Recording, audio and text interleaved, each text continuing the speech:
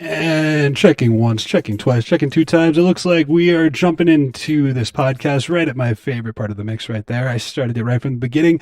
Ladies and gentlelooks, my name is braV, your host for today's I Can't Produce a Podcast. I have met a new friend today. His name is Jacob, otherwise known as a new bus or new bus. I've been saying it fast recently, but welcome Jacob to the podcast. How are you doing today, friend? I'm good, man. How are you today? I'm doing well. I'm happy to talk to another artist, do another podcast. These things are always so much fun. Oh yeah, talking tunes is always top notch. So, Jacob, audience, and I, or the audience, Jacob and I just found out that we are booling in the same state, but we're a few hours apart, which made scheduling pretty easy. Jacob, where did you come up with a new bus? I just gotta, that's usually how I start things off. Where Okay, did that so name start? this one's kind of funny. The name originally was Anubis, just like the Egyptian god, Everybody knows. So that's what it was originally, and I just had SoundCloud and a few tunes up on it. Um, I started feeling like my tunes were good enough to put onto other streaming services, so I decided when I wanted to do that, there's probably a million people with the name Anubis already. Um, and I remembered a meme I saw not too long before this whole event, and it said it's not an old bus, it's a new bus, and it was just I don't know, like a modernized Anubis or something. And I was like, okay, a new bus. That's pretty easy. Kind of still the same name, kind of not. Definitely like weird enough to maybe catch an eye or two. So yeah, I got it from a meme.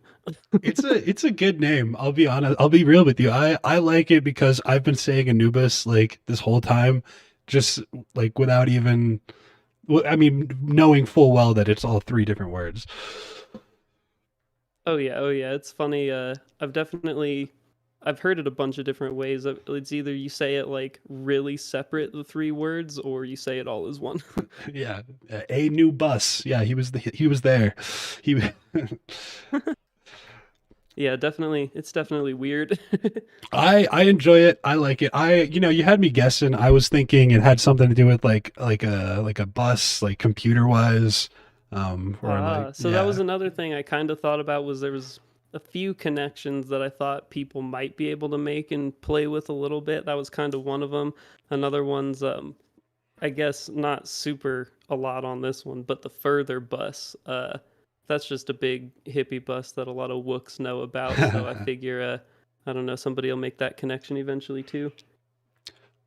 I went through. I was thinking like ah shit, a new bus. Like you need to instantiate like a new bus for your audio signal or something like that. When I was over here speculating. That's a good one. That's a good one. I haven't heard that one.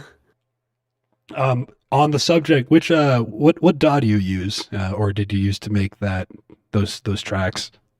I've been on FL since 2012. Hell yeah, you wow.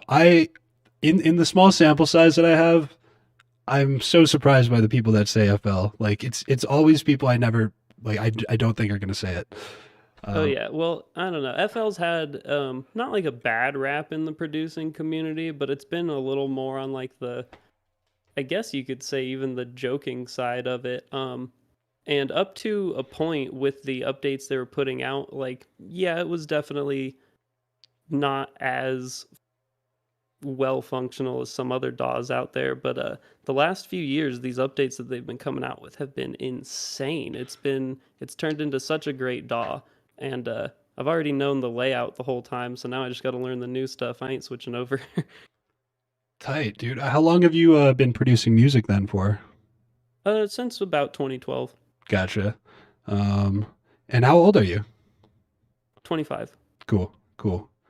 Um, no, dude. That is really cool. I don't know anything about FL, so my comments on these end up being like, oh, most of the people I know personally that use FL, mainly use it for trap beats, and not too much past that. But to be honest, I can see them coming out with some major updates in these last couple of years. Oh yeah. Oh yeah. So And it all comes down to third party stuff too. What other plugins are you going to get? What are you going to put into it? Cuz at the end of the day, every DAW is the same thing. It can do all the same shit. It's just different layouts and different stock plugins. yeah, different methods to the madness. Like I think Ableton is really cool, but uh, I haven't, or I'm scared to venture out into new DAWs. Not that I need to. Or is it, other than to explore and see what it's about. But I don't know. I don't want to leave my perfect little world. Oh yeah, definitely. Most people I know that produce are only on one DAW and will be a lot of the time. The only people I know that are using multiple are just they just like experimenting and getting crazy and having fun and trying new programs and stuff. But it's definitely not an everybody thing.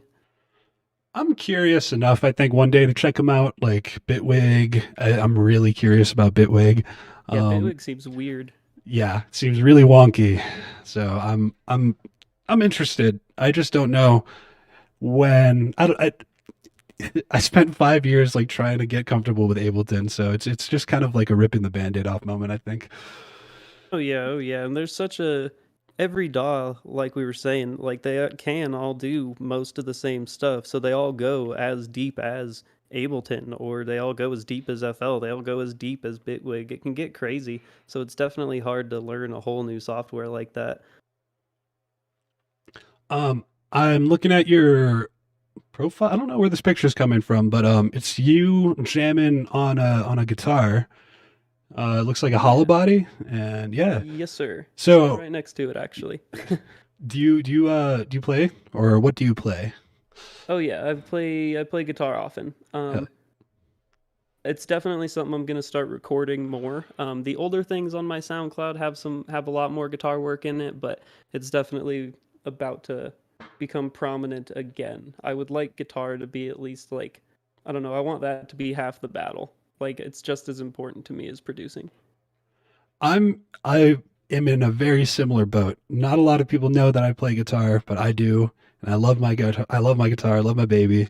So I would like guitar to be half the battle with my sets and my projects as well. It is so hard. I've only done it alone in my studio, but like playing guitar and rocking the CDJs at the same time is a challenge. Oh yeah. I've only done it once, and the one time I decided I would do it, I decided I'm only gonna play guitar for like 10 minutes of the set, close it out with it, so not too much worrying.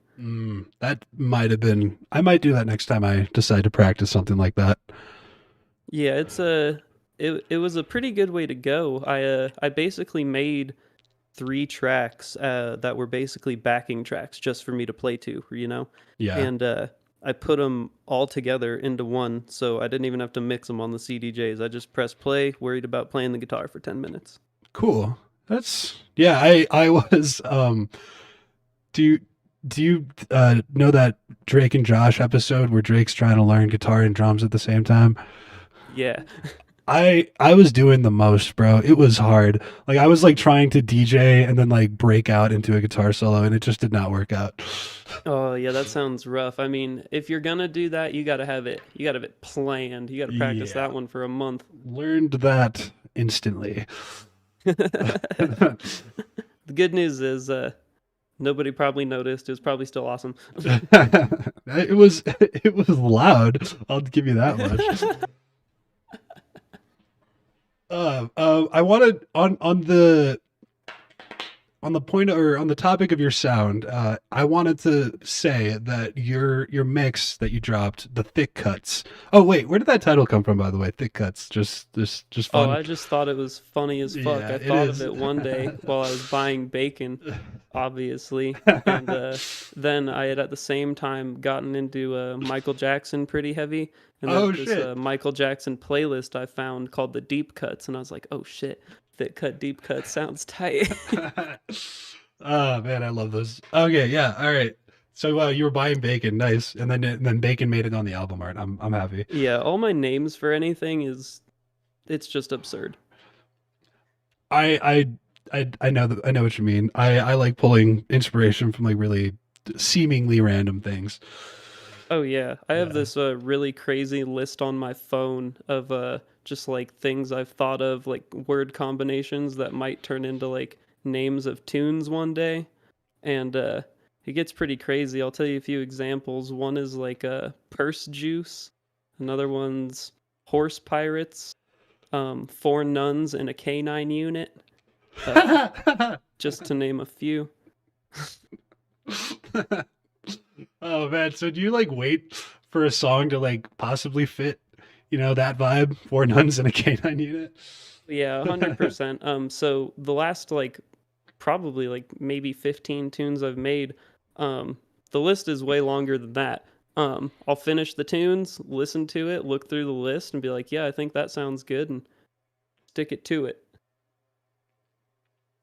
Dude, that's awesome, man. I have similar song names, but they're not as fucking good as Four Nuns in a Canine Unit. I got to step up my game.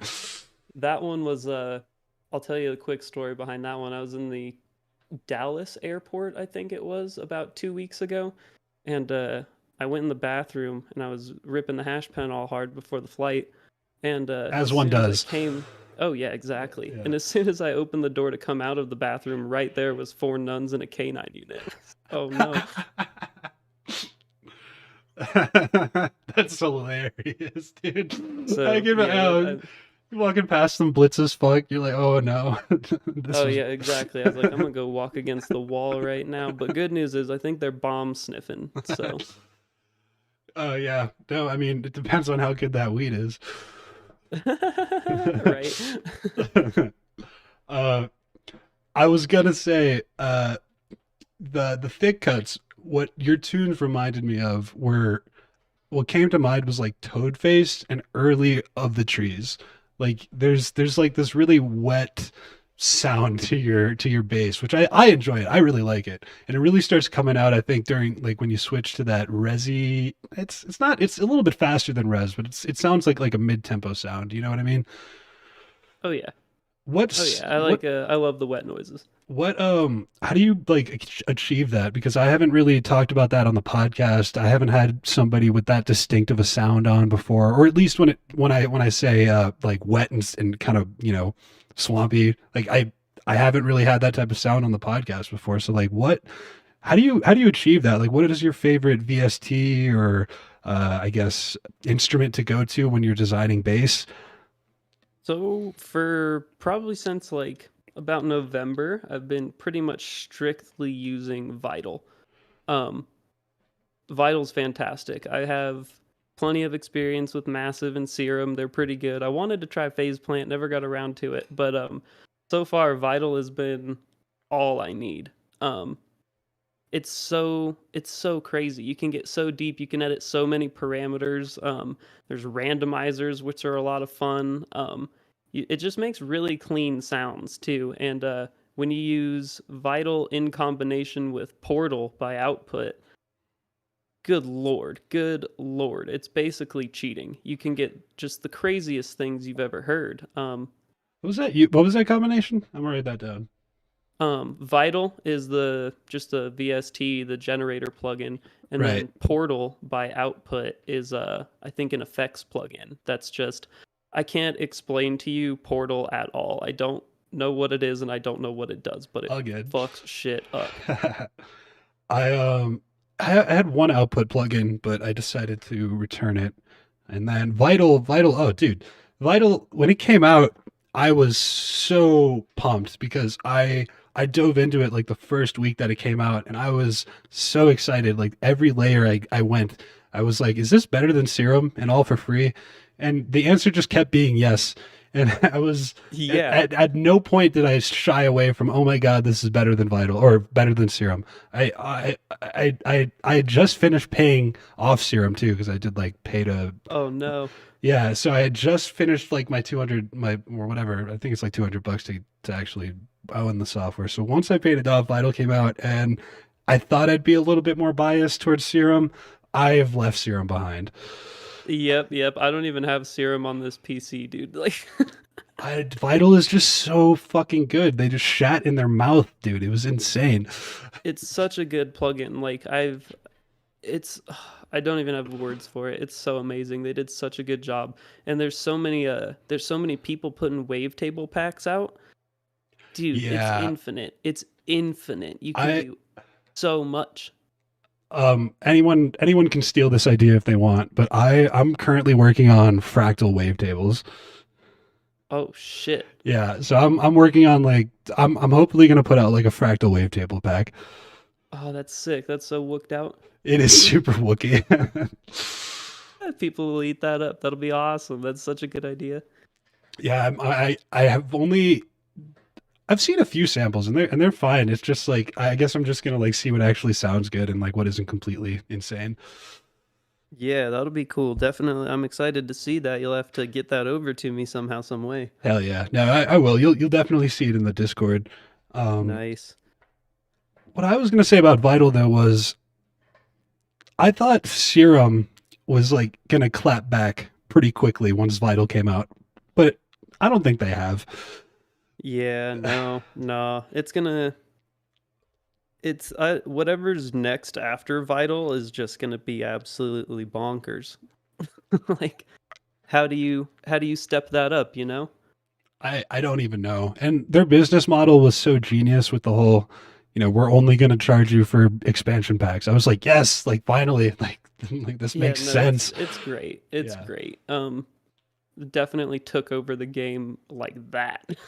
Yeah, they were I was beyond impressed and I mean, I don't it's been maybe 3 years since Vital came out, I think. But either way, I it rocked the industry and all the way down to its, whoever we are in the industry. Yeah, right. Yeah, it's a fantastic plugin. I don't see myself using another one for a while. Every other plugin I'm gonna use is just probably like instrument related, but even then I'd probably just rather play the instrument. I got a room full of them.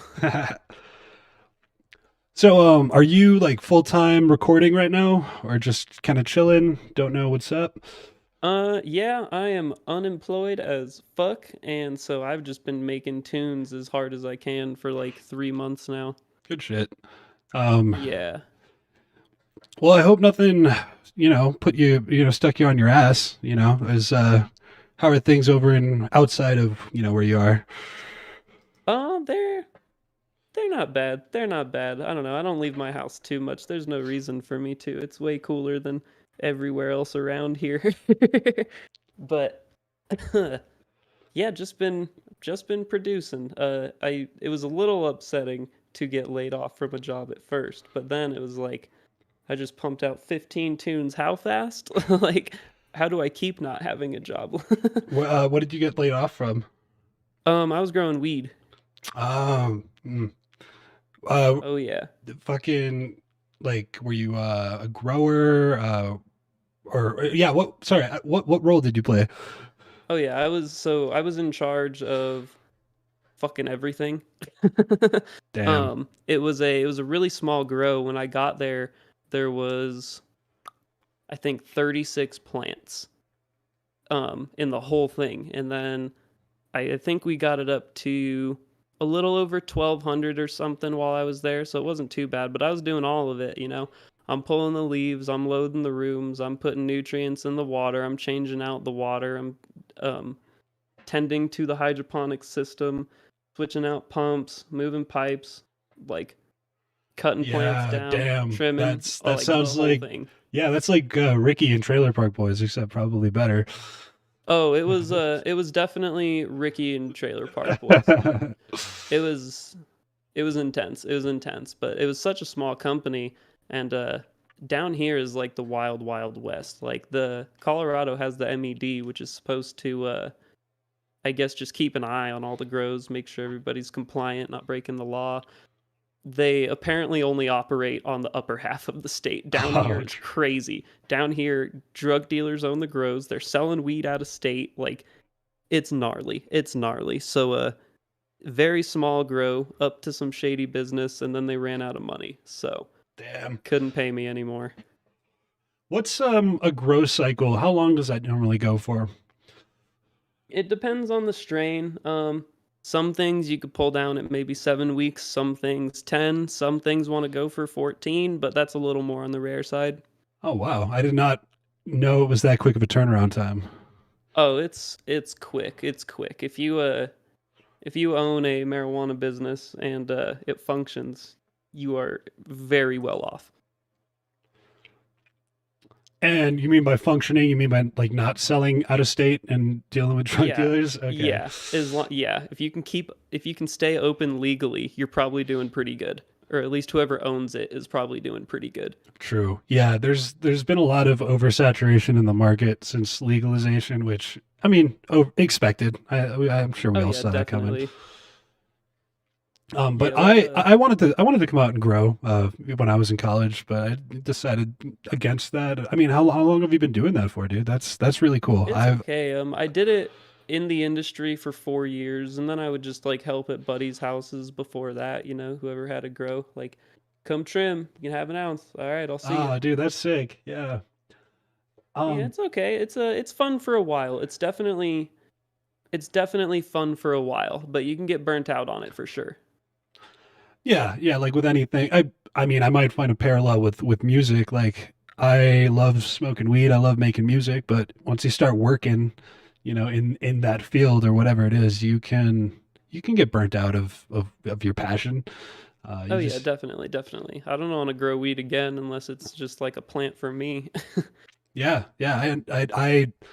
I was making a mix the other day for a softball team to like come out to their game to, and Okay. that was like I hadn't done that in like 5 years. That was like one of my first projects that I ever did musically, and like and then after that I was a bar DJ for 2 or 3 years. So this is all music I'm like pretty familiar with, but after after I left that bar gig, I didn't realize how much I was just so fucking done with pop music. I was never wanted to look back. And Oh yeah. I took this gig and I was like, okay, this will be easy money. I'm just gonna do what I did like at this bar. I'm gonna get really drunk in my basement and not care about the music because I know that whoever's gonna listen to it isn't really gonna care that much. Like my standards were lower, and dude, I sucked. I could not get out of mix. My heart was just like so not there. I was like, no, I can't even get this out. There was like no one to bounce all of my like non-existent or drunken energy off of. So it was Yep. just a bad mix. So I guess where was I going with that? It I've been passionate about, I guess pop music or, other people's passions for music in the past, but I could not bring it with that Oh last gig. yeah. Sometimes there's just no compromise, and it sounds like for you and definitely for me, tunes is the place where there is not compromise. Yeah, there was no compromise that time around.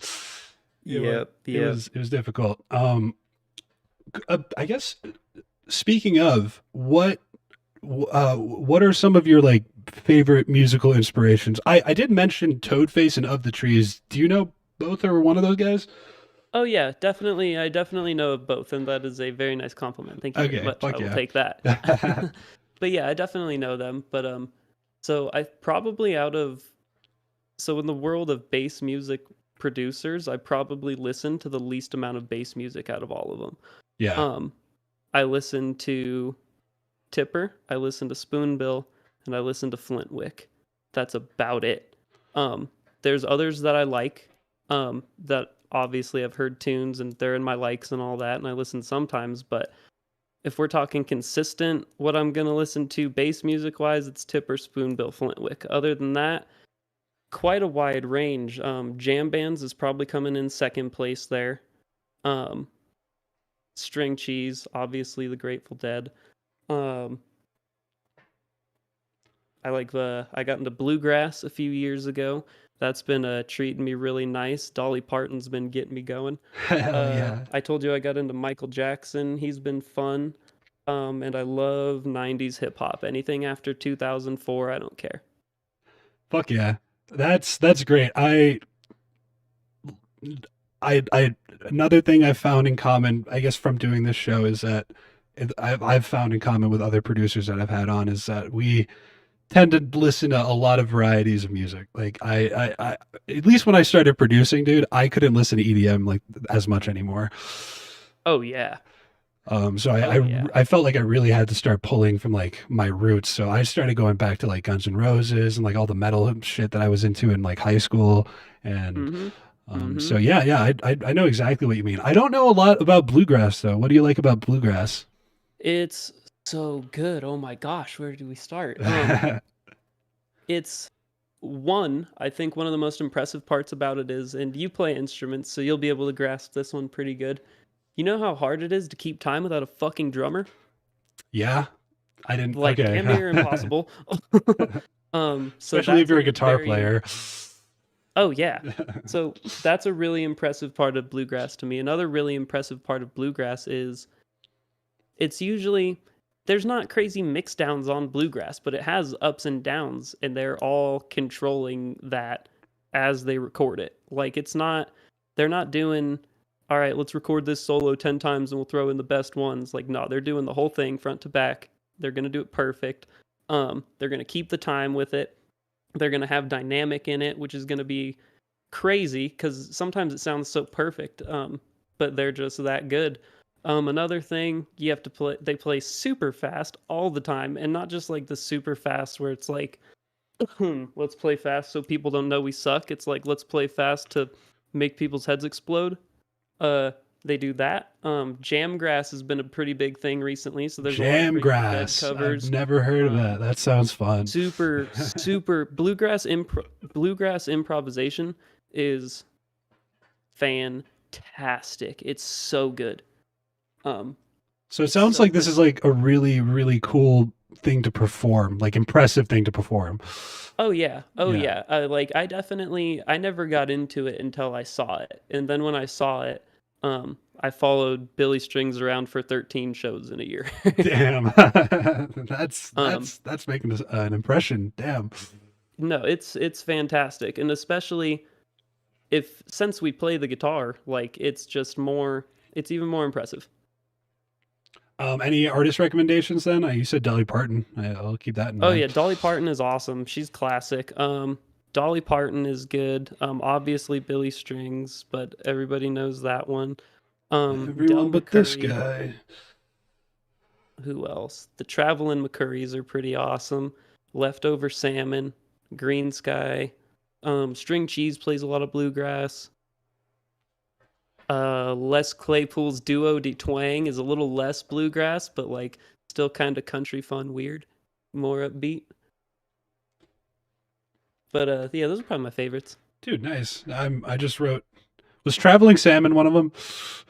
Or did I, Leftover Salmon. oh, okay. Leftover Salmon.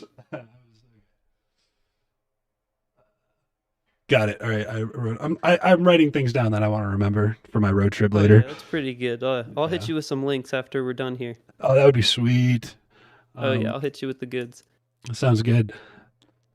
How about so okay, do you have any like other genres that or like maybe concerts? Because you and I were talking about Sublime before um we were actually on air.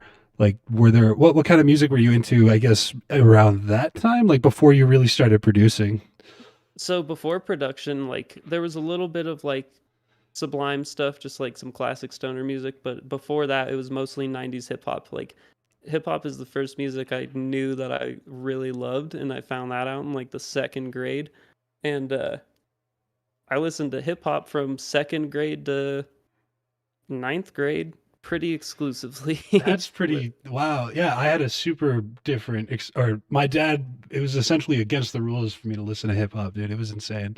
Oh no. Oh Yeah. no. So I have I didn't find out about hip hop till high school. I have two NWA tattoos.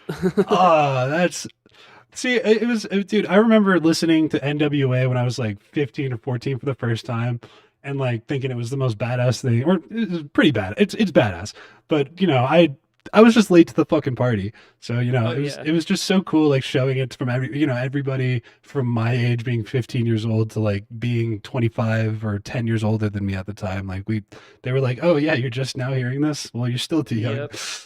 Yeah, I love 90s hip hop. I listen pretty much every day still. That's awesome. So NWA for sure, and yeah, anybody else like I'm sure we would know, or Oh, anyone we for don't know. sure. You want some '90s rappers? Yeah, dude. So like Yeah. when I say I'm not well versed in like pop or hip hop, pop is by choice. Hip hop, not by choice. That one was like my dad hated like 808s and rap. And I Oh, trust me, really? yeah, it was so funny. Like, and he was like where I got all my music from. So he was why I was listening to like Guns N' Roses and all this classic rock and like Metallica, which I love them for because I went to a lot of rock shows and had a fucking blast when I Oh was a yeah. younger I mean, kid. that's good tunes too. I definitely like the classics.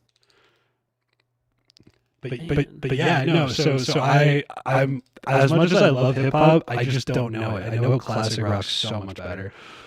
Okay, okay. I'll throw you a few names here, steer ya. Sweet. So obviously you know NWA. We don't have to say Snoop Dogg either. Old 3-6 Mafia before Gangsta Boo left. When Gangsta Boo left, Juicy J just I don't know what he started doing, but it wasn't cool. But old 3-6 Mafia, Gangsta Pat, the Digital Underground, KRS-One, Big L, Sibo, Spice One, MC Ren, King T, UGK, some Mike Jones, not all of it, but some Mike Jones, uh, Drew Down, the Poor Righteous Teachers, Dub C, the Dog Pound, the West Side Connection, obviously Ice Cube, obviously Mac 10, Raekwon, Eric Sermon, EPMD. I love 90s hip hop. You want to keep Dude, going? there's so many there. Please like send me a list or something because there's like so many there that I like they've crossed my ears before, but I just cannot name any of their songs. Oh yeah, yeah. I'll hit you with some A playlist or something. That'd be awesome, dude. Because I'm always looking for like rap that I like. I don't like mumble rap or Travis Scott at all. No, I hate Like it. yeah, I I hate hate all of it. I don't it. It understand. makes me mad. It honestly, I'm not a hip hop head, or at least a big hip hop head. I know what's good, and it doesn't sound fucking good at all. Like I'm always begging. Like you'll see me on my streams. I'm like finding a new song when a rap song comes on. I'm like, just take the vocal out. Just please take it out, and it's fine. Yep. Yep. Yeah, it's like I just have a problem with anything I could make in less than 15 minutes. Same. It's like, dude, it's like, why are you so proud of these lyrics that you came up with on so much Xanax? Like, Yeah, let's stop being proud of this. If they were good, like if you can write sick rhymes on Xanax, yeah, dude, I'll support you. But like that's what it's about. It's about the bars. If you're not coming with the bars, get out of here. Exactly. Yeah. No, it's like I'm not trying to support you through your addiction if you're also bad. Yep, exactly. And yeah, that was another thing about 90s hip hop that I like is like they're not doing drugs, like they're selling drugs. Like the decline of hip hop started happening because they started getting too much money. Nobody had to rob speakers to go get a microphone anymore. Nobody had to sell crack to get studio time. So they're just buying all this stupid shit and then making all this stupid shit. Yeah, and like the producers behind it, you know they're not on Xanax because the fucking beat is like fire. Yeah, yeah, it's absurd. It's absurd. It's no good. It's declined. When do you think so? We're basically the same age. I'm maybe by a few months. I'm a bit younger than you, but I like I said, I was not hip to hip hop coming into it. So my impression of it was like auto tune. Like that was this hip hop sound that I thought all of hip hop was. And a lot of it wasn't like Travis Scott because Travis Scott wasn't coming out at that time. That was Oh yeah, that was old now. that was Heartless and Ti. Like that was that phase. And Heartless, you know, Kanye's song. And I love old Kanye. That I don't. How do you feel? Is that hip hop to you? I can't give too much of an opinion. He's not somebody that I can't ever bring myself to listen to anything he's made just because of himself. Yeah. I just have no desire. That also being said, he is fucking hilarious. He doesn't try to be, but he is. He cracks me up. He makes me laugh more than a lot of people, but like I'm not into him. I feel that. I mean, from what I've heard, I do I do have a lot of friends that have decently similar tastes in hip hop. Like if you're listening to mumble rap, we probably don't hang out anyways. Yeah. But a lot of people I know are fans of Kanye, and a lot of people say that his older stuff is hot shit, real good. So I don't know. I might have to investigate it one day, but there's so many other rappers out there that I like that I haven't heard all their stuff, and so many other rappers that I know are better than Kanye that I haven't even discovered yet. I would say, so I've had everything past his first two albums I could listen to, and by the way, I didn't know, I was so anti-culture or whatever pop culture was at the time. So like if everybody was into Kanye West, I immediately turned my head the other way and was like, nope, I'm going to find something else to be interested in. So Probably rightfully so. I was very ignorant, to like to any pop culture. And when I went into Kanye's first two albums, I had no stigma or attachment to his personality or like who he was, other than like maybe he had put out an auto-tune track like later in his career, which I didn't like, because Heartless, dude, that just throws me back into the most awkward point of my life. Like I hate that song. But then I've also and then I've made that case to my Kanye my Kanye heads, what I don't know what to call them, but my friends who are bigger, my friends that are bigger Kanye fans than me, whenever I say, I can't make it past, whatever, his second album, I don't remember if it's College Dropout or not, and they kind of forced me to listen to everything, and like I was put through like a listening session of a lot of Yeezus and like all this stuff past the second album, and I felt like I was being brainwashed. I didn't like it. Yeah, that doesn't sound like the best time. I was like they're here explaining like why this song is great. I'm like, I don't know if I agree, but I'm here anyways. Point is, I really hated the auto-tune sound, but this is I'll drop Kanye after this, dude. His first two albums are fucking like they're good. They're fucking good. I'm sure there's all better stuff out there. I'm positive there's better stuff out there. But if you listen to Yeezus, the one with black skin hat on it, I promise you'll be on the floor. Like it's actually really good. So it's funny, and Yeezus is like, I think it's his most innovative album. I wouldn't listen to anything past. I think the name of the album was Yeezus. Like I think Donda is trash, and whatever the fuck he's put out is trash. I'm tired. Anything past Yeezus, I'm really not a big fan of. Okay. Yeah. Well, yeah, I'll definitely have to check it out. I wrote down some notes on the man while you were talking. Fuck yeah. Dude, this is just my opinion of him after like my friends grilled me for not liking him. So that's crazy. That's crazy. I can't imagine somebody being like, yeah, no, I don't like Kanye, and then the whole group is like, what? Like, I gave it a shot. I was willing. He's just so big. It's part of me. Look, like that wouldn't have happened if that was Travis Scott, right? Like I know where I stand on Travis Scott. Yeah. I would give Kanye more of a chance than I would Travis Scott too. I got into an argument with a girlfriend once because she was like, "Look up this Ghost Main song." I was like, "No." No. She's like, "I think you'll like it." I was like, "I promise you, I won't." So just drop it. Oh man, I cannot believe I spent half that amount of time on Kanye. I was just like trying to piece my thoughts together. Yeah, I'll hit you with some tasty 90s rap. I've been doing a lot of fun 90s hip hop flips too, so I'm constantly on the hunt for some high quality stuff. So I'll send you over some goods. That was in the mixtape, right? There's a few flips in there. I'm gonna look for the one that it was towards the beginning. I think it was the first flip you dropped, and it really caught my ear. Was that weird one where they're talking about like the Earth's crust? Yes. Yeah, no, that shit is hard. I will link you to that for sure. That's called Latyrix. Oh my god. I discovered that tune probably last year. I was like, okay, if a Wook were to hear this under the right circumstances, their head would explode. So remix. It was great. Yeah, I haven't done a lot of flips. I did one Gucci Mane flip actually, which was pretty fun. But that one was more like I was like, wow, I really don't like this new Gucci Mane song, so I'm gonna try and make it good. It wasn't like me. Okay. Yeah. I like old Gucci 2004, that Trap House album, all the way through, dude, front to back. Trap Oh House. my god. And it kind of sounds like shit, like it's not that well produced. It's so hard. Yeah, no, my best friend who like got me into bass music and EDM, he whenever we weren't listening to fucking EDM, he would throw on Gucci Mane. Dude, I had so many laughs.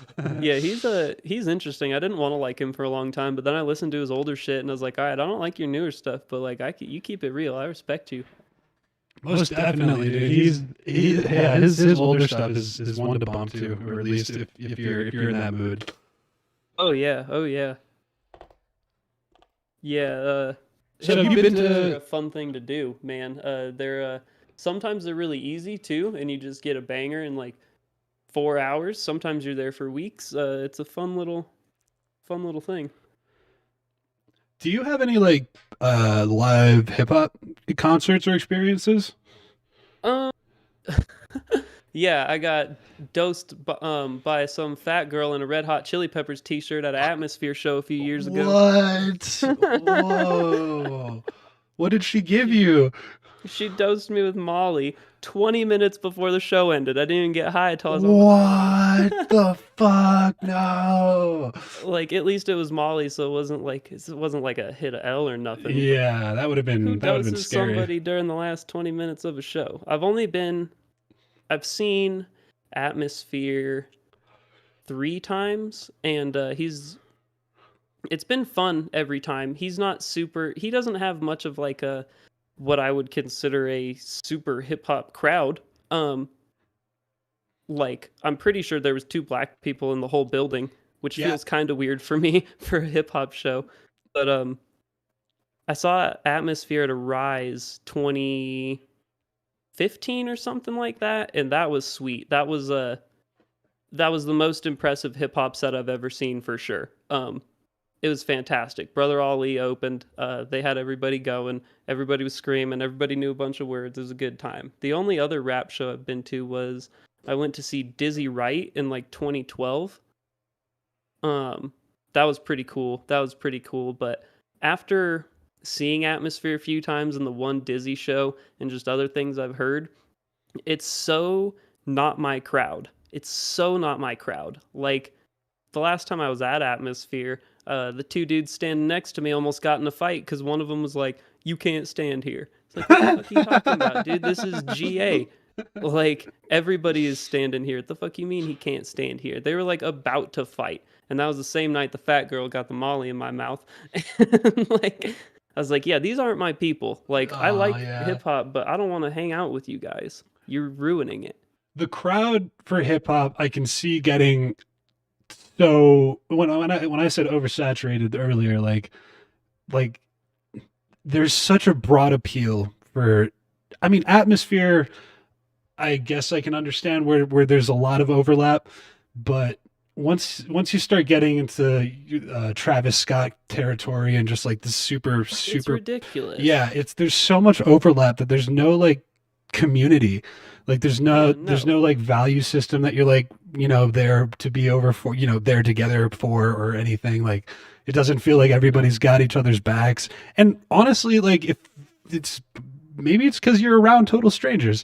It's like there's I don't know. Maybe I think that's it's my opinion. that paired with the fact that look at what they all love. Like they think that is the best. Like that is the pinnacle, you know?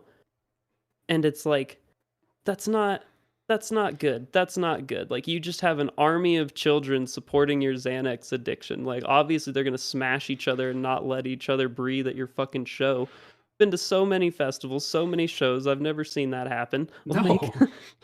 Yeah, I it's heard of that. not it's ridiculous. It's ridiculous. Like it's just not good. The whole scene. No no bueno. Yeah, well, that's the thing. I felt a bit robbed when I guess I wasn't that old when I started getting into hip hop, but I've never been to like a real hip hop show, like where it was just like that was the focus of the event. I feel that, dude, and it's disappointing, right? Yeah, it is. It feels really disappointing. So get this, I went to see DJ Jazzy Jeff a few years ago, right? Jazzy fucking Jeff. And he played a fucking house music set, dude, for an hour. Oh, Jazzy Jeff played uh, house music.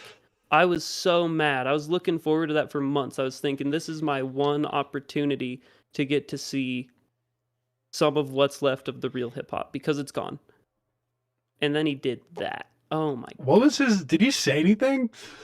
No. Well, yeah, he just said DJ hype shit, bullshit on the microphone all to put your hands up. Shut the fuck up. What happened to you?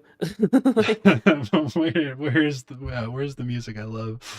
yeah, no, it's disappointing. It's disappointing. So that's why I'm doing the 90s hip hop flips, dude, is like somebody's got to be playing it out. No, those tunes aren't getting times on any systems now. So like Yeah, if I could put them through a system, I'll be happy. dude, rinse them out. That's what I've heard it called. So Oh keep yeah, those oh flips yeah. coming, man. I really enjoy. How many flips do you have on that unreleased mix that I was playing? I don't know. Let me think about it. Because there's one at the beginning and there's one. I don't. It's You like know, 3/4 of the way through. I I just like the way the vocals sit in the tracks. Like they fit really well, like tone wise and pitch wise, and yeah, yeah. So I have, I think, just two rap flips in there, and then there's another one that's just a flip of it's called do you know Mono Neon? He's a bass player. no, I don't. He's fucking sick. I'm pretty sure he was just at the Tipper event for some reason or another. I saw a picture of him on stage, and Feel was on stage, and I was like, what the fuck? So, um, but I did a flip of his that's in there too. That's like it's a super funky one. It's got a clown horn in it at some point. I think it's a maybe on the second half of the little mix there. But in the stash, I got a few more hip hop flips unreleased at the moment. I want to do a whole hip hop flip mix eventually. Yeah, that sounds really fun. You should check out. Oh no, did I just buzz? No, it's not. There, I'll find this guy. There is this one artist called Junior State. There he is. Do you know him? I'm gonna I link. don't, but I'm writing it down. I'll link you quick in the Discord. There you go. He Nice. is all about hip hop flips, so I would check him out.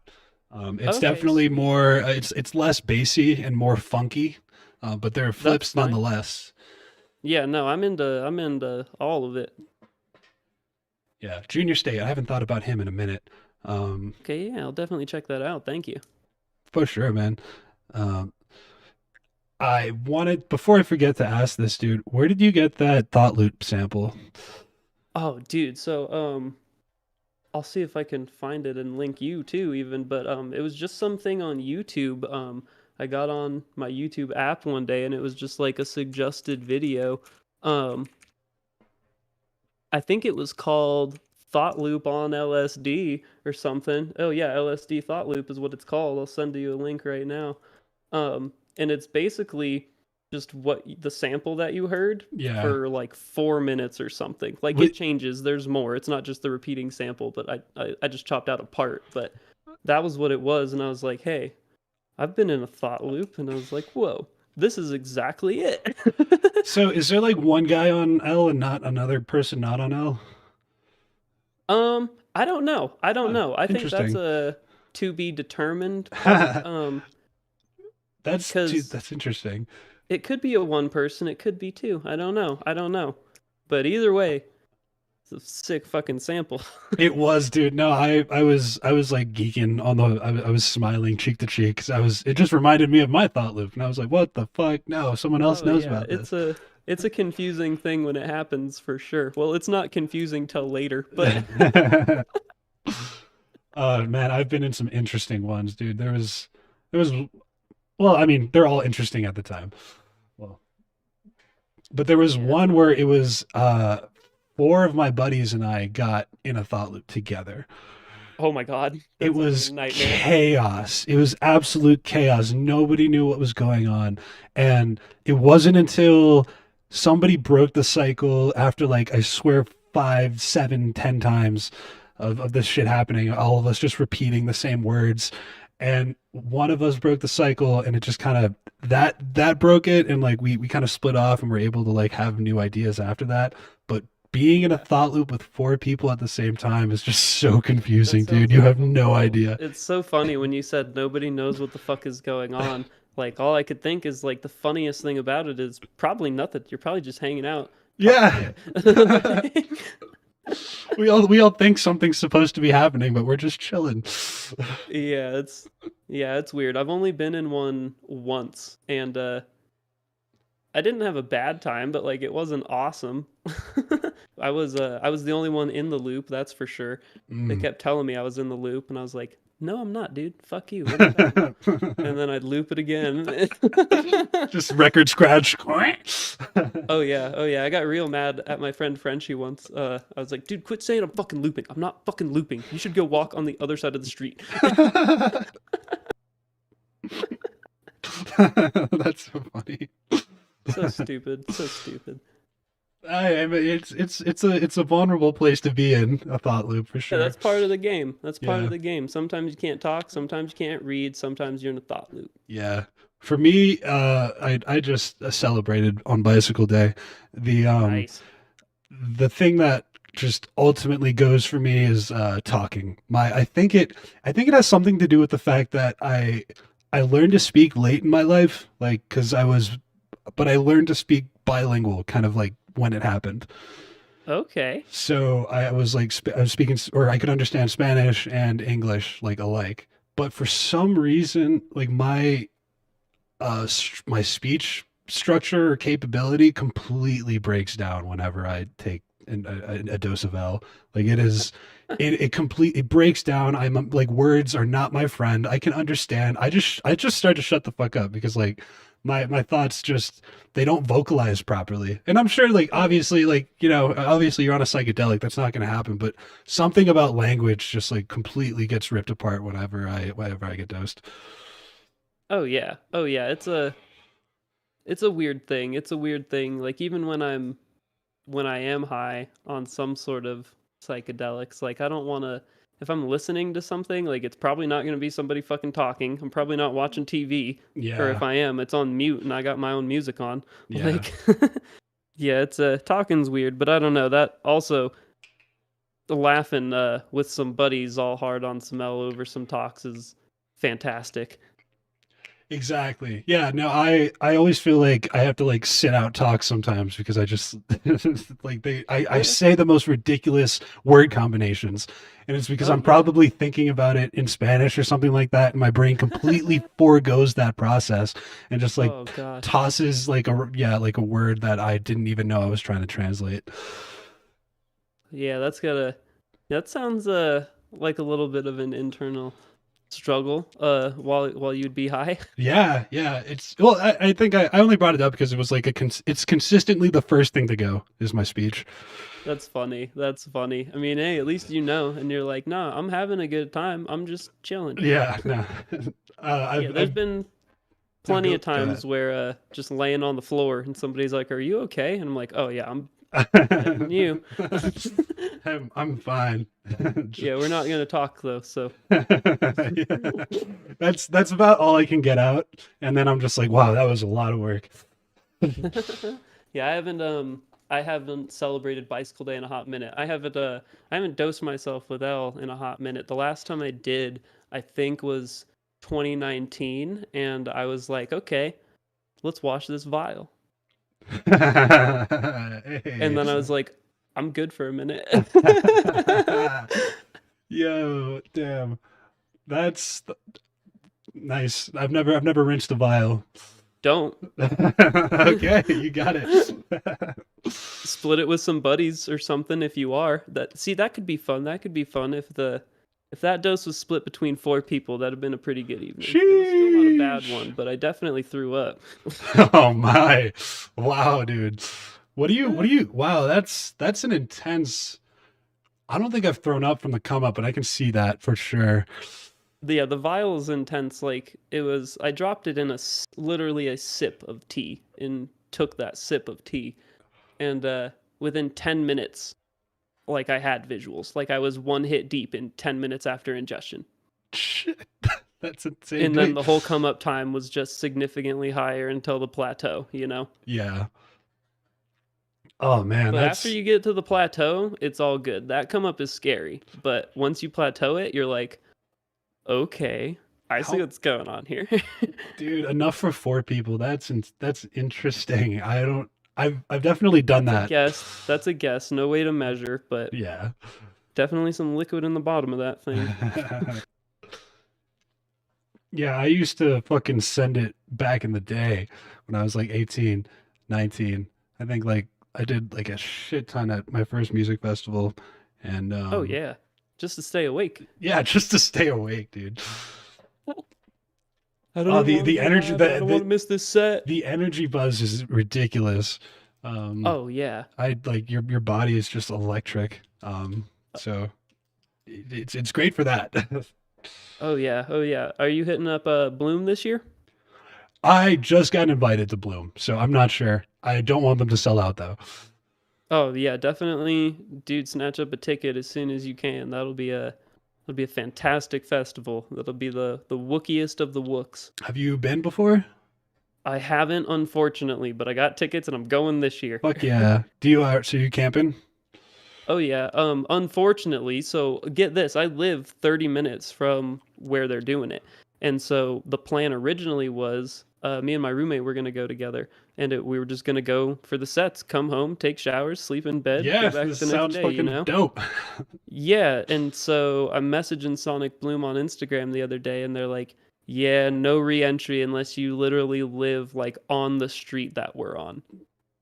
And so I was like, "Oh fuck, okay." So I told my roommate that, and she has to work from home, so now she can't go. So I'm hitting Sonic Bloom solo and camping. Oh shit. Well, definitely keep me posted for that, bro. Oh Because yeah, oh yeah, I'm really trying to go either with my roommate or my girlfriend or both. Like if they're both down. heck yeah. So Well, if either of them aren't, dude, I'm on the way. fuck yeah. No, all right.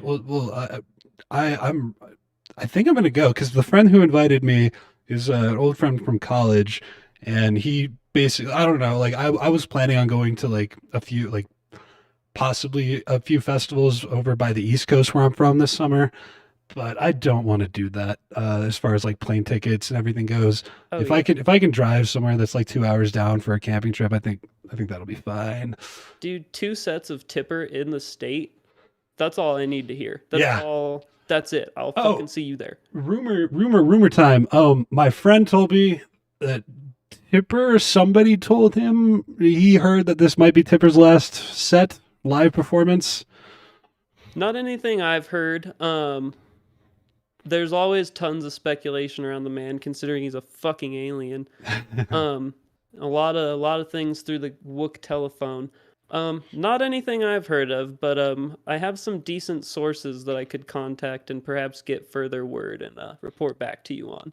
Cool. Yeah, I don't think I I've don't know. seen. I know he's definitely a little older. Like he's not old, but like he's older. He's been famous in this game since the 90s. Like he Well, probably doesn't need to do it that much longer. I'm not sure what about Sonic Bloom.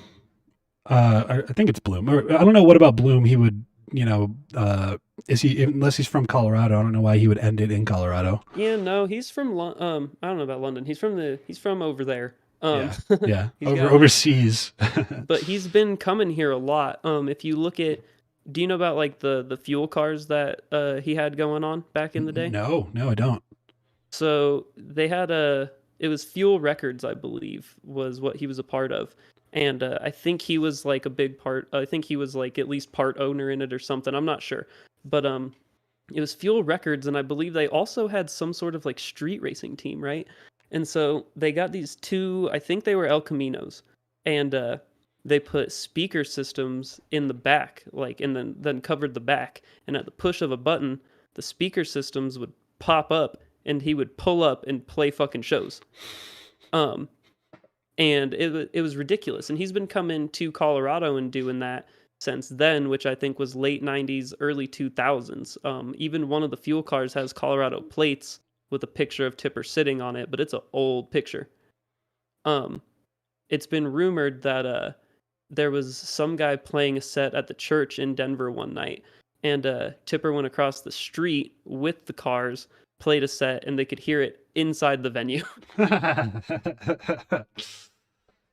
So yeah, he's not from here, but he's been coming here for a hot minute. This is definitely a special place for him. Not like he's ever said it, but very obviously it's a very special place for him. He's played Bloom a few times, and from what I've seen at the different places I've seen Tipper, he obviously caters to the audience like as much as he can being himself.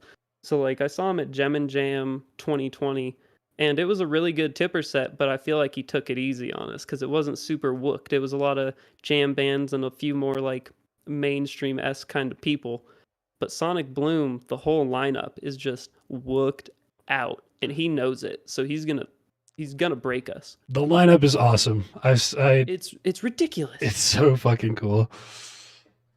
And Awesome. I'm like, I'm new here, so I don't know anybody from the local acts, but everybody who's either, well, there's a ton of EDM producers that are just in Colorado. So that was awesome moving out here and just realizing that I was a lot closer to like the scene. Oh yeah, it's huge. Have you I'm sure you've gone to the Black Box then. Was it the Black Box? I've been to Mission twice. Nice. Um, then I went to one show. It was not Black Box. No, I don't think I've been to Black Box. I went to because Push Loop was just there. Yeah, definitely hit up the box. The box is gonna be like that's the best place. I caught a pretty cool set. No one famous was there, but it was like at this pretty underground club called New Conscience. But those I think Oh, I is think I heard of that. Is that relatively new? relatively new. Yeah, like Yeah, yeah. They just popped up on my Instagram for the first time the other day. That looked pretty cool. It looked like a cool little spot they had set up. it's a really interesting spot. There's not a lot in the art section going on. Like everything I saw on their Instagram page was like right all there. It didn't look like they were changing the art out, but they've got like an art exhibit that's I mean it's cool. It's like it's not like they need to change it out every so often, but it's an art exhibit right next to like a small little venue. And when I went, I got free drinks at an open bar, and it's rumored that they have a dab bar there sometimes. Oh, Yeah. okay. Yeah, that sounds definitely up my alley. Yeah, I had fun when I went. The music was nice. It's sometimes it's just nice to have fucking killer music in the background while you're chilling somewhere else. I don't know. So Yeah, yeah, definitely. I wasn't like in the middle of the crowd or anything, but like open bar at 3 a.m. Oh, why does Denver close so early, bro? Like, why did I get kicked out of Mission at 12? I don't know, man. I don't know. Red Rocks did it too. I don't remember when Red Rocks did it, but there was a time when a curfew was set. Um, and I don't know. I think the beats just got too loud. Everybody's LUFS is up there now. So- but yeah, I don't know. I don't know. But there's always an after something going on. Like Right. I'm sure you know about the Sugar Cube. No, dude, I told you I'm pretty new here. Oh Yeah. shit. So Sugar Cube's pretty new too. I think Sugar Cube came out in the last year, so check it out. It's a somewhat secret venue that throws after parties after all like the big cool bass events in Denver. Cool. And they have functions in there. They have quite the fucking setup, and it's a like an invite only, like you got to be on the list kind of thing. That's how New Conscience is. There's like you got to sign up posts or Nice. prior. So So it, this is it that, weeds but a lot from of what I've people out. seen, yeah, from what how was the sound system at that one place at Yeah, the it, Conscience? it was funny. I didn't get a super great look at it, but the sound was fine. Like it didn't actually wait. So I work at a venue around town. I've been working at venues for like last couple of years. I mean, besides COVID, whenever I could, Yeah. essentially. So normally I pay attention to that shit really hard. I don't know exactly what sound system they had, but no one was clipping, and everybody there knew how to handle it. Hell yeah, hell yeah. Yeah. So Yeah, it that's was all that matters really. yeah, solid sound there. And the thing about New Conscience though is I've looked at their lineup, and they're not all about bass or EDM. So apparently they have like small bands come in too. Like when Okay. I was looking for an after party for the G Jones show that was just in town, and New Conscience wasn't it because they had like I think there was like some other kind of band there that night. Okay, yeah, Yeah. definitely look into the cube. I think Sugar Cubes with a K. Oh, okay. Cool. Definitely look into it. They will treat you right, and definitely start going to the black box too, because that's what like that is the hub for all of the bass music. Like everybody knows about the black box. Every people come from other states to go to the black box. People come from other countries to play the black box. Spoonbill played the black box after his 10-year ban on the country got lifted. Hey, that's pretty awesome. Wait, who did? Yeah, Spoonbill. Oh, Spoonbill. Yeah, I have him written down here, dude. I don't know if I know him. So Spoonbill and Tipper, I'm gonna say it. It's a big statement, but I'm gonna say it, and All I'll right, argue all with right, anybody. all right. They are the best. Um, you nobody's gonna touch them. You they're the best. Tipper's hard to beat, Doug. What is it? Spoonbill, I put him like a half a step right under Tipper, but that's only because I like Tipper. I don't know. Tipper touches me more personally. Spoonbill is probably easily just as good a producer, and also he has his tunes mastered by Tipper. Okay. Definitely worth checking out. Spoonbill won People's Choice Best Sound Design like for the whole world in 2013. Wow. He's amazing. But yeah, he's from Australia. He's insane. He's been on a few of the Tipper and Friends lineups, and from what I've heard, he steals the show every fucking time. Wow, dude. I wasn't. What I definitely love Tipper, and I did all throughout college. But I don't know if I've one ever seen him live, or two, like really got, or what is it like? Listen to his, all of his shit front to back. Oh yeah. So as soon as I don't know, when I first got into electronic music, I hated it first. Like when it first came out, I hated it. I remember this kid Brian in the 8th grade found Bass Nectar, and I was like, "Fuck that." And um, probably around the 9th or 10th grade, I started listening to more dubstep kind of stuff. Somebody showed me Funk Case 50 Caliber, and I was like, "Oh shit." And after that, I found that's when I started finding Tipper. And as soon as I heard Tipper, I was like, okay, it's over. Nobody else Interesting. matters. Yeah. He's I uh he's just on such a level. The best way I've heard it described is trying to catch up to Tipper is like climbing a mountain all day. And you look up and you realize you're only halfway up. And then you look up a little further and Tipper's above the mountain in his spaceship, making it grow taller. dude, And that's extremely accurate. his so I guess I don't want to speak, from out of heresy or it's just um no, no, never mind. I feel like you're just you probably know way more Tipper. I don't really have any comments other than that. I think he's good, but I think you're making me want to listen to him more right now because my friends and my friend put on Tipper after we got back from G Jones, and that hit the spot. But I guess I wasn't really, I was feeling like it hit the spot. I wasn't really feeling like, oh, this is the best thing ever. But now I want to go revisit a lot of Tipper. I just haven't listened to him in a while because um, once I started producing and getting into bass music, I was really into like that trappy bass sound. And Okay. Tipper is quite, he's way more fluid, and I major respect. I love that. It just wasn't what I was into, so I took a big Tipper break, and now, yeah, my friend put him on the other day, and now you were talking about him. I really want to listen to some more Tipper now. He Tipper always reminded me of this one Liquid Stranger album that I can't find anywhere anymore because he took it off of everything. Um, and it was called, I think, Cryogenic Encounters, which was a fucking badass name. And I think that is one That's of cool. Liquid Stranger's best albums, and nobody can hear it. Everybody thinks I'm crazy. And He's it's so Tipper esque. So I was just gonna leave it Tipper there. is just I don't know. He's been an innovator the whole time. Like he's been making even when you go back to his like 90s tunes, like he's making the craziest tunes of the 90s. His sound design has always been top notch for the time, cutting edge for the time.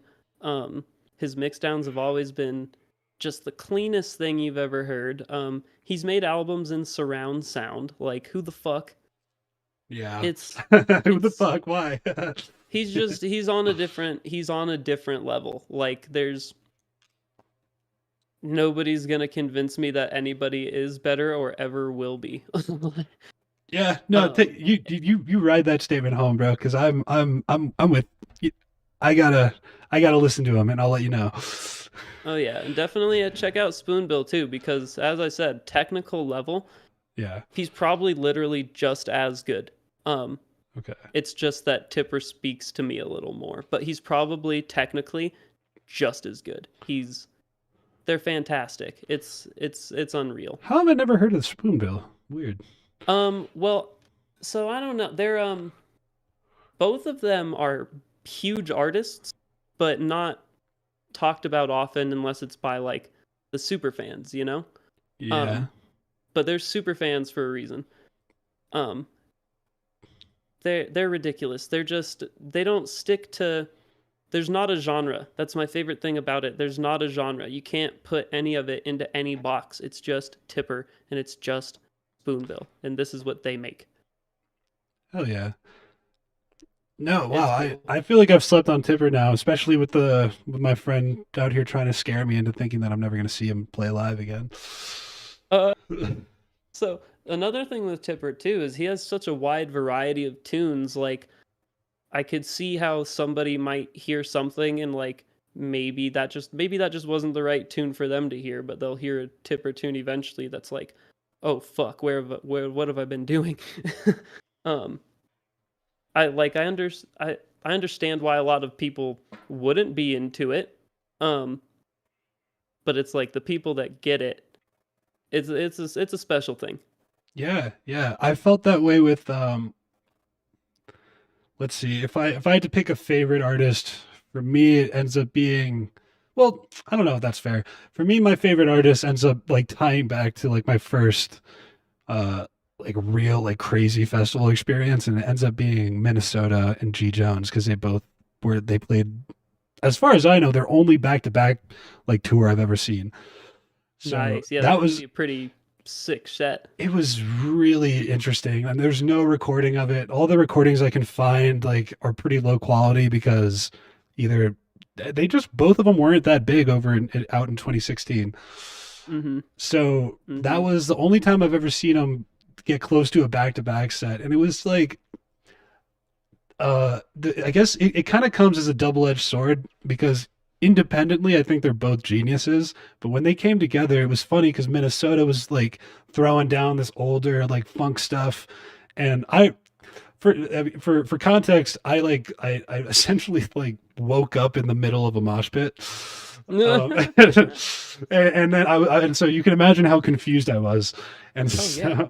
so I was really really confused. Didn't see any of my friends, like didn't know where I was, and then I don't know. Minnesota and G Jones just kind of made it so none of those questions needed answers. Good. Good. That's exactly how it should be. That's Yeah. exactly how it should be.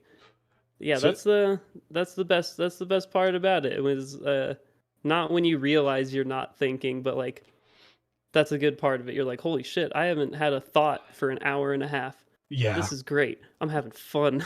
Like, Yeah, just pure fun, dude. I was like, I woke up dancing. Like, what the fuck?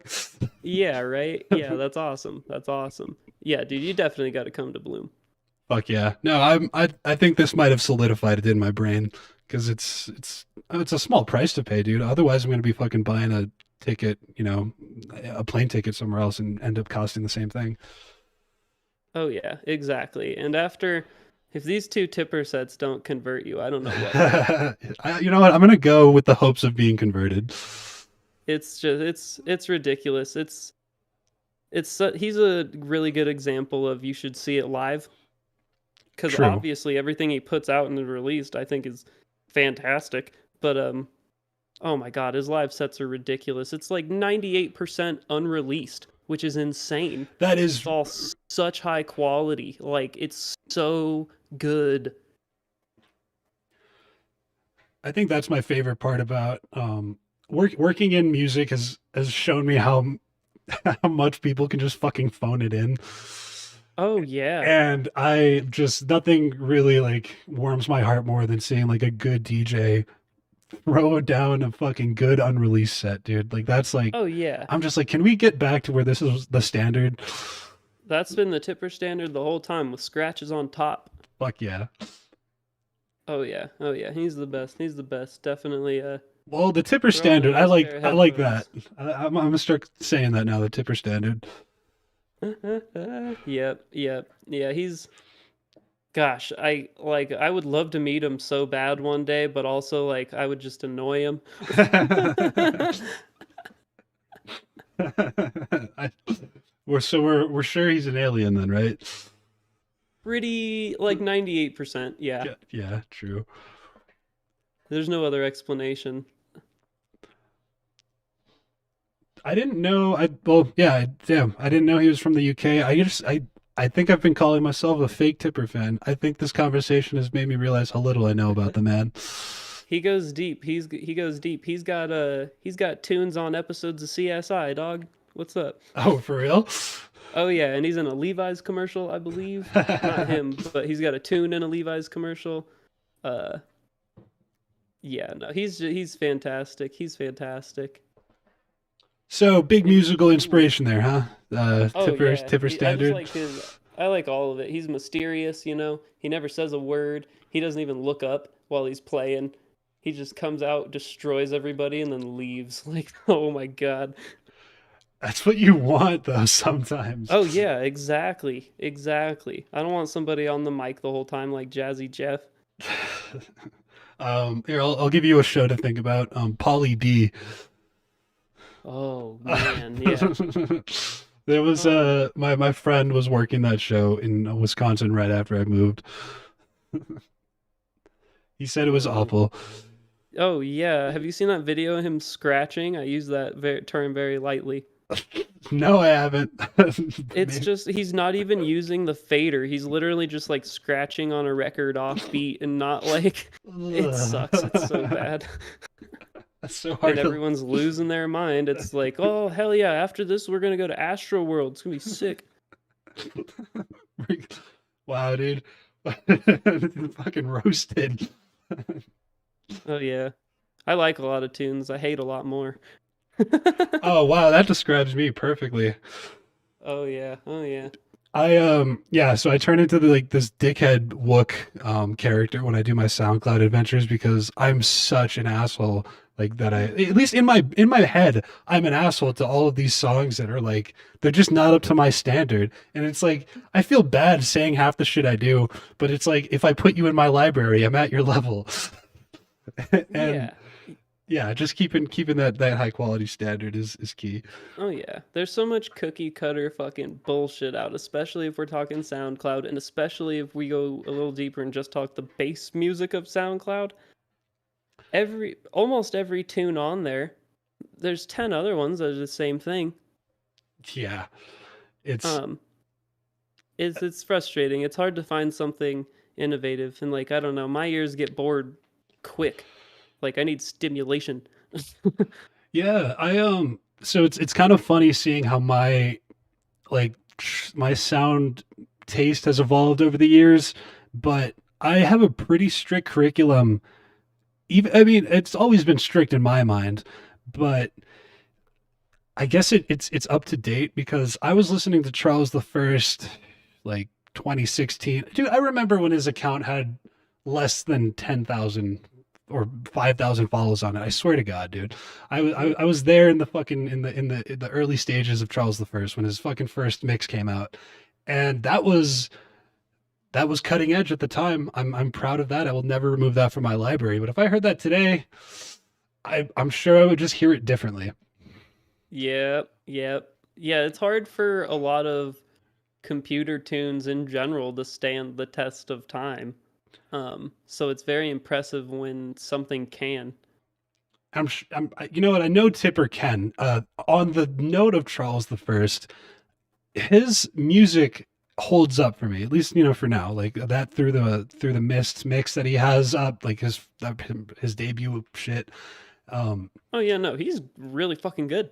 yeah, but what's interesting is he's good in a different way. the times have caught up to him in a bit where it's like with Tipper, he was really good, or he's really good, in my opinion, from what I know, because of his fluidity, and his like ability to like keep you really, really loose. And I like the way that Charles does that as well, but his is a little bit more, I want to say, I don't want to say standardized. I want to say formulaic to a degree because people are starting to sound like him now. There's a lot of tracks that Yeah. I'm listening to where I'm just like, wow, this sounds like Charles. It's got like that fucking vibe, and it's sad because he's gone, and second of all, it's sad because it's sad because he's gone, but it's really beautiful because wow, he had like such a huge impact. Like people are just like is he the new sound? Like is he sounding modern because of his splash and inspiration?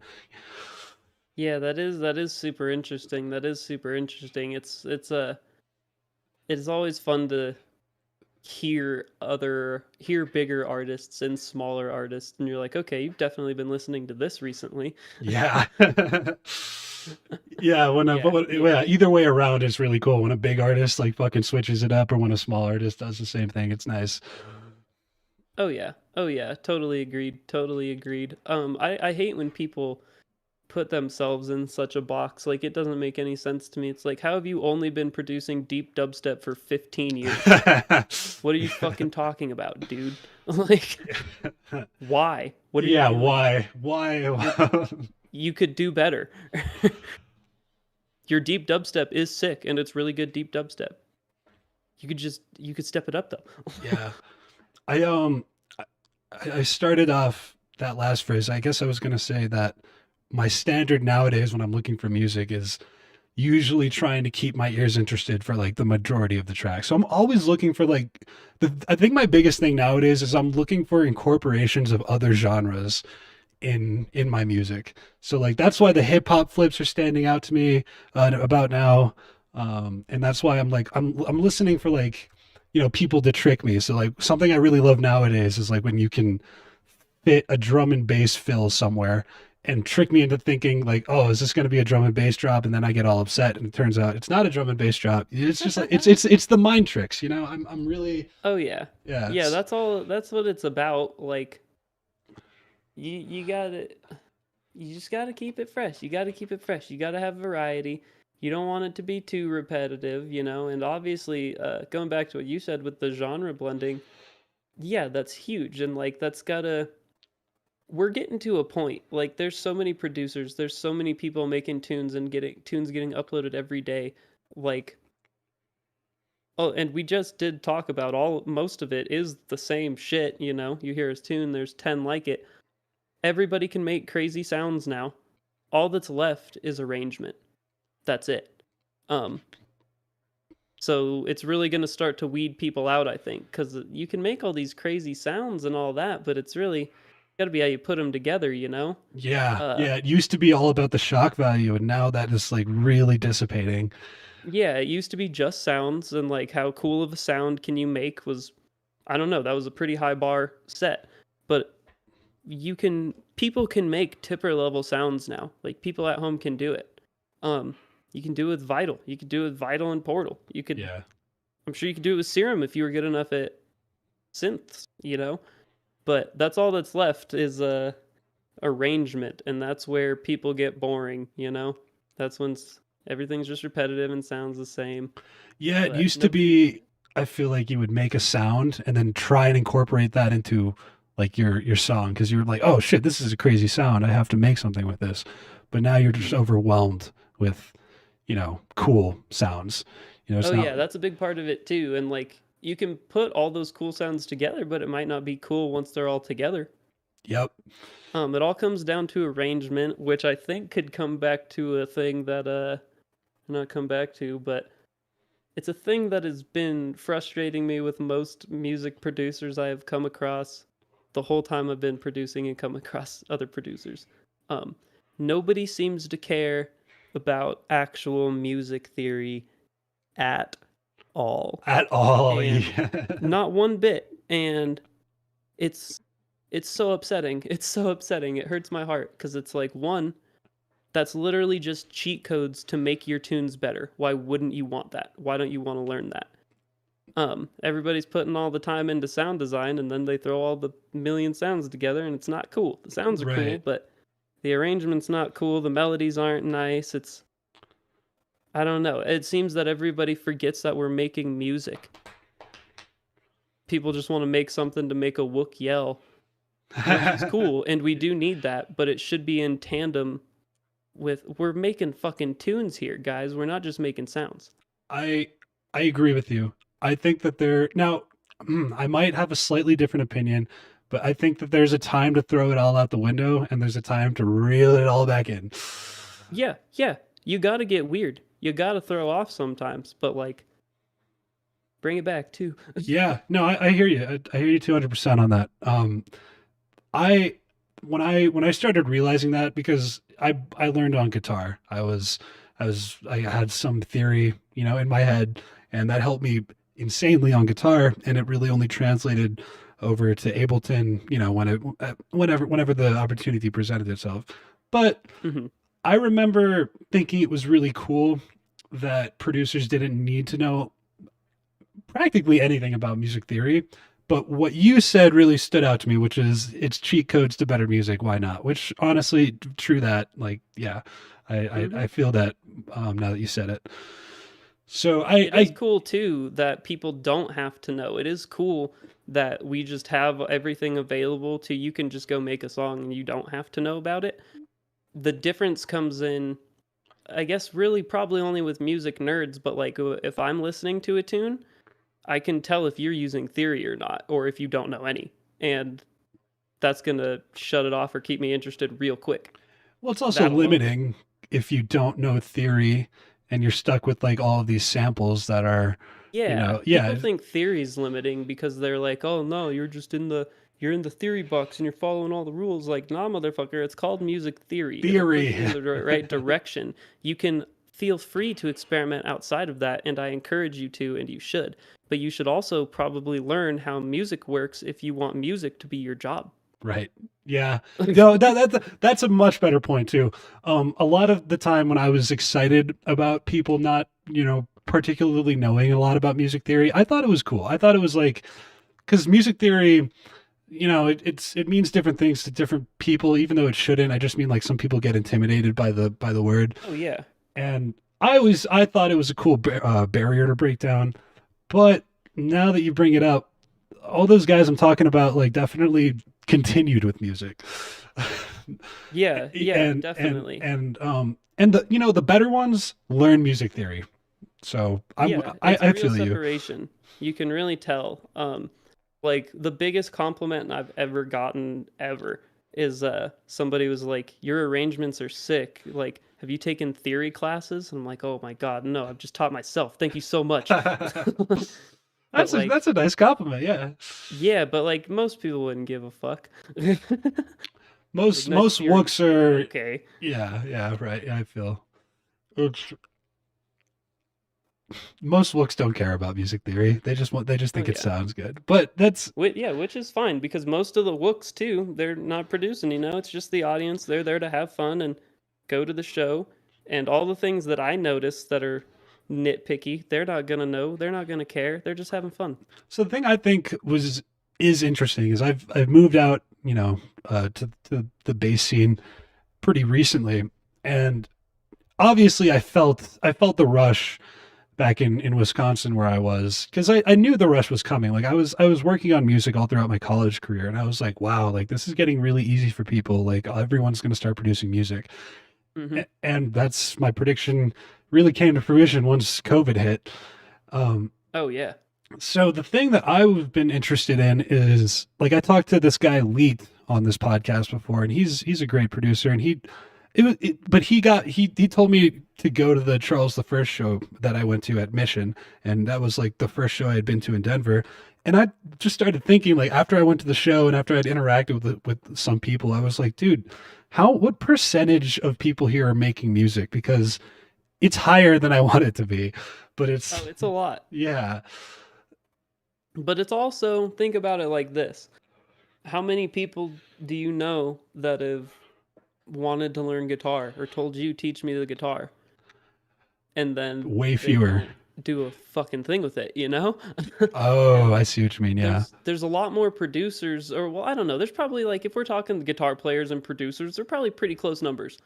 Um, a Yeah, lot of them you can go aren't. as deep or as not deep as you want to with both of those things. Yeah, even if everybody in that room produces, 10 of them are actually going to be sick as fuck. The rest of them are going to be all over the place, you know? There's some Yeah. people, I don't know. It's a It's production's a weird thing. Production's a weird thing. There's some, I don't know. It's interesting. It's very saturated right now though, as you're saying. it's weird to think that I don't want more people, making music. So because I don't think that's true at all. I'm just trying to Yeah. separate the competitive side of my brain to like the, what I'm actually experiencing side of my brain. And that could come back to another thing. There's so many people making music.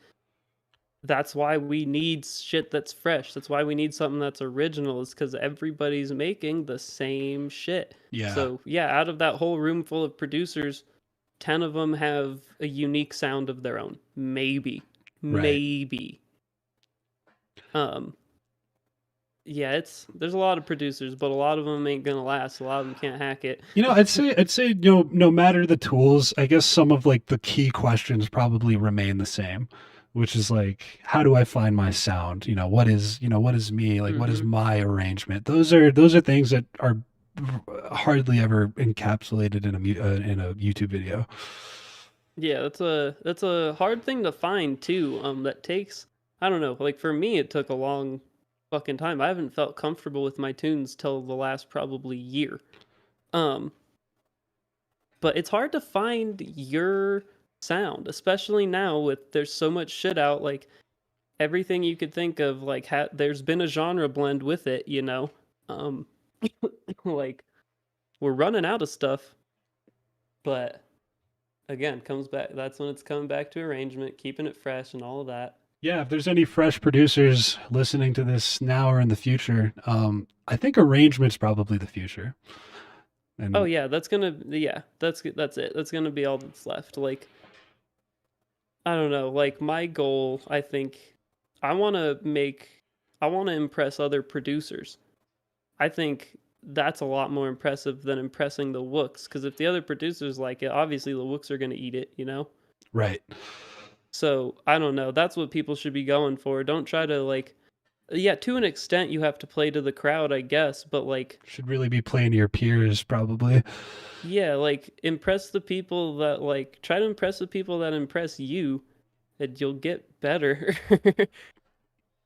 I feel that 100%. Like, yeah, no, I hope we throw some tunes back and forth, by the way.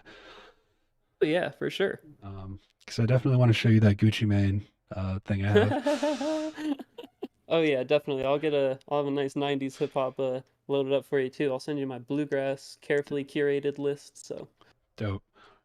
Yeah, oh yeah. so I don't want this conversation to end or feel forced at all. So I'm going to ask you one more question, which is, what what would you say is really good advice for beginner producers? I guess since we're sort of on the topic, because I can't produce. It's a community of producers of all varieties, but I think the name kind of implies it. We're beginner, or at least trying to stay in that mindset. So like, what do you think like you wish you could tell yourself 10 years ago or something like that? Because I feel pretty similarly as far as like getting comfortable with my tracks. I just started getting comfortable with like, I've always let other people listen to it, but I've never been comfortable with myself. And Yeah. I've just started realizing that okay, I think I'm a little bit more confident in my sound and like understand like it's not like if somebody points something out, I don't freak out and go like, oh, I don't know how to fix that anymore. It's there's a lot of context that goes into that, but it took a long time to build. Is there like Yeah, it takes a while. do you think there are any shortcuts? No. No. Okay. The I think dang, I just had like a perfect way to explain it. Maybe it'll come back. But nah, there's no shortcuts. There's no cutting corners. And if there is cutting the corners, you can't do it for too long and you're gonna get found out quick. Okay. Yeah, yeah. For beginning producers, one, the most important thing, and this is something somebody told me when I started back in 2012, 2013, just keep doing it. Don't stop doing it. Just keep doing it. You will get better no matter what. Watch the YouTube tutorials. Just keep fucking doing it. You will get better. Um, the other thing, music theory is your friend. Let it be your friend. You will have such a leg up on so many producers instantly if you just have some theory knowledge behind your back. Like, it's It's pretty to me instant. anyways, it's Yeah. super important. I can't stress it enough. I use it every day, all fucking day, and it's yielded some results that I'm pretty proud of. So I don't know why people are so against it, but music theory, just keep doing it. um don't try to make something you think sounds cool. Don't try to, I don't know, maybe some people like to sit down and they're like, okay, I'm gonna make a this kind of tune today. Like, I'm gonna make a deep dubstep tune today. Like, nah, dude, just sit down and make something that sounds cool to you. And after you keep making shit that sounds cool to you, your sound will start to pop out of it. And then if other people like it, that's cool too. But if not, at the end of the day, you should just be having fun and making stuff that you like anyways. Couldn't agree more. So, yeah, that's basically it. Keep at it. Music theory. Make stuff that you think is cool. Don't try to make stuff for other people. Just make something you think is cool. Fuck yeah. I couldn't agree more. A new bus, dude. You've been a great guest. Thank you so much for taking the time to be on the podcast and sharing your life with the world and I Can't Produce community. Oh yeah, of course. Thanks for having me. It's a lot of fun. Yeah, man, no problem. I think we had a great conversation, and I don't want to end it. I ran out of questions for you, so I want to, we could send some tunes back and forth and keep this organically, off the podcast. Yeah, sounds fine with me, man. Yeah, I think it's going pretty well. Like, yeah, man. Well, if any closing remarks, otherwise, I'm just gonna, I'll be playing you out with the original, the thick cut mix, which is unreleased. Oh, yeah. Fuck, sorry. Are those? Do you have an upcoming album or something with that, or an EP, or were you just putting out a mix, for the No, I'm masses? just putting out a mix. I want to go. I think I finally would like to. I feel confident enough that like I could go slay a set pretty hard with Good. originals. Nice. And I would like to do that. So I don't know. I'm just gonna try to build internet hype, which I'm not good at. So And then we'll try that. then there'll be me holding you to the tipper standard. Right. That's fine. I don't want to be held to any other standard. I'm not trying to cut no corners here. All right. All right, brother. Jacob, dude, thanks for an awesome conversation. I'm going to play you out with your thick cut mix. Y'all can check it out. Check out Jacob's SoundCloud. It is in the description below your eyeballs. So, yep. Thanks again, man. And to the I Can't Produce community or anybody watching this video in the past, present, or the future. Thanks for watching. I'll see you guys next time. Or although I guess you'll be hearing me next time. I'll see you on my stream later this week. But yeah, this has been a new bus, man. Thanks again. Peace.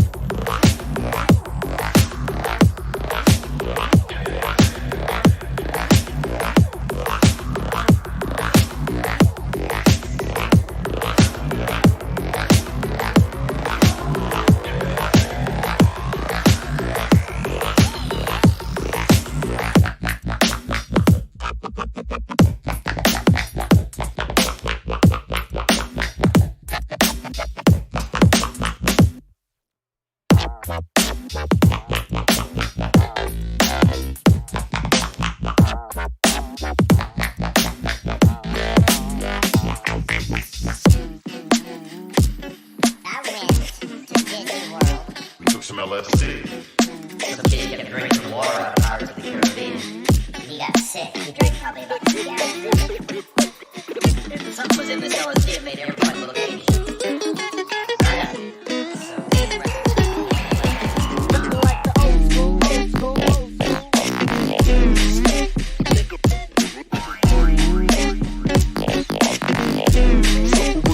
From the opposite.